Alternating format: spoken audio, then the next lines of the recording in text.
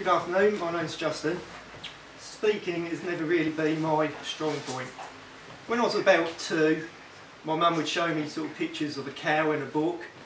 My mum would say, moo, but I would say, eh? And my mum would say, no, moo. She'd sort of take me to the local park to feed the ducks, and she'd say, quack, but I would say, e.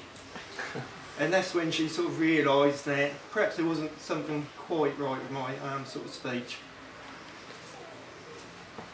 2 things happened when I was 3 years old. The first was there was a new speech and language unit opened at my local school, Rushmere Hall Infant School in Ipswich.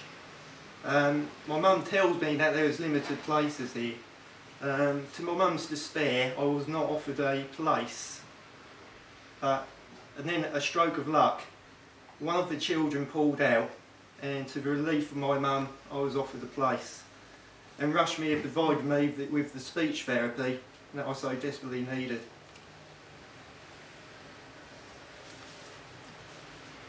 The second thing was equally as important as the first. My mum and dad heard about Afasic. This was important because my speech and language impairment didn't just affect me. It was also a very difficult time for my family. I needed a lot of extra attention.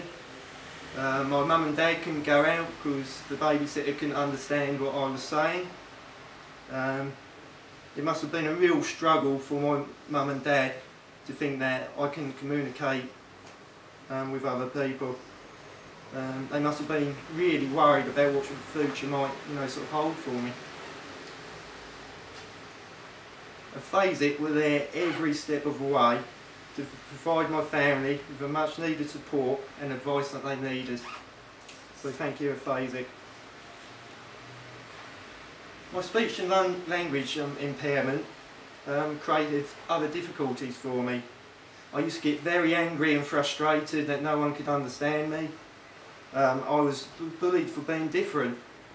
I lacked confidence and the social skills to make friends. I developed agnophobia, which is a fear of crowds and going out. I don't know if anyone's seen one of these cards before. I don't know if you can see that there from Afasic. It says on the back, I have difficulty with speech and language. I cannot always understand correctly what is said, nor can I always be certain that I should be properly understood.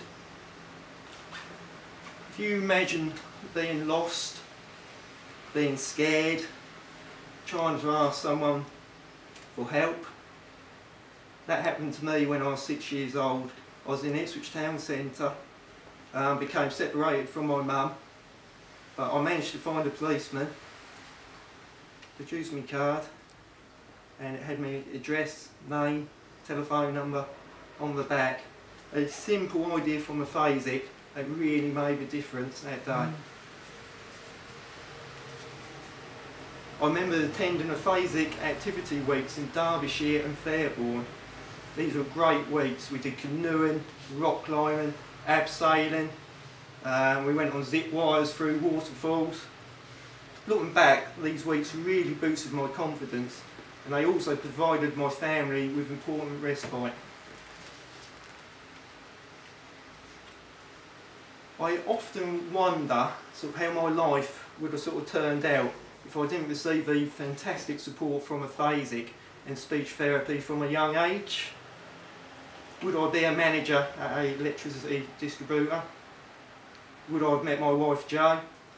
Would I have my 3 children, Thomas, Grace and George? I think the answer is probably no. Thank you, Afasic, for all that you've done for me. And thank you all for supporting Afasic and listening to my story. Thank you.